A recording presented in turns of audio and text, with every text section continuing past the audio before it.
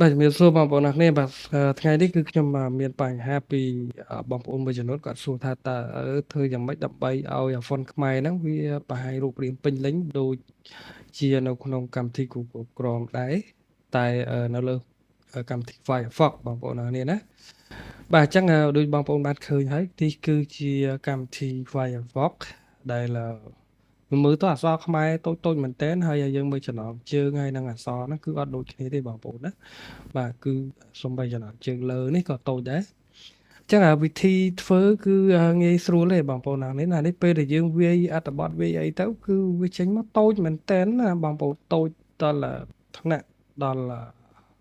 កម្រិតមួយដែលយើងមិនអាចនិយាយបានណាបាទយើងមើលសួស្ដីអញ្ចឹងណាទីហោយើងមើលអត់ឃើញទេបាទគឺវាកម្រិតតូចមែនតែនបាទអញ្ចឹងដើម្បីកែវាគឺលឿនទេងាយទេបងប្អូនចុចកន្លែងត្រី3នៅខាងស្ដាំដៃណាចុចកន្លែងហ្នឹងមកហើយបងប្អូនមករកពាក្យថា setting ណាបាទចុច setting ហ្នឹងមកបន្តមកទៀតបងប្អូនអូសមកក្រោមបងប្អូននឹងឃើញពាក្យគេដាក់ថា font បែបនេះណា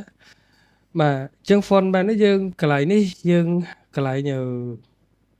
default system នេះយើងទៅរើសយក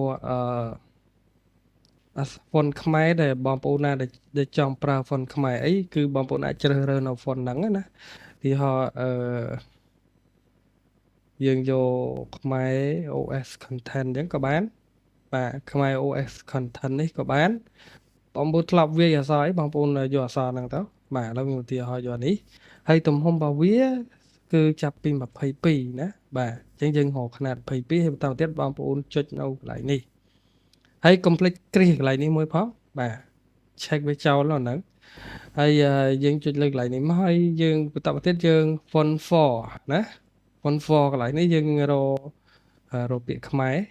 បាទ font 4ខ្មែរហើយយើងយកកន្លែងនេះយើង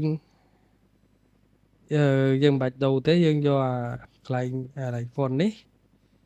បាទយើងហើមក font ខ្មែរដែរបងប្អូនណាលេខមូនខ្មែរ OS content អញ្ចឹងកន្លែងហ្នឹងរើសឲ្យដូចគ្នាបងប្អូនណាខ្មែរ OS content នេះបាទហើយបន្ទាប់ពីហ្នឹងមកគឺយើងយកទំហំ22អានេះក៏យក22ដែរបាទយើងយក22សម្រាប់ font ខ្មែរហើយបន្ទាប់ពីហ្នឹងចុច OK បាទបន្ទាប់ពីហ្នឹងយើង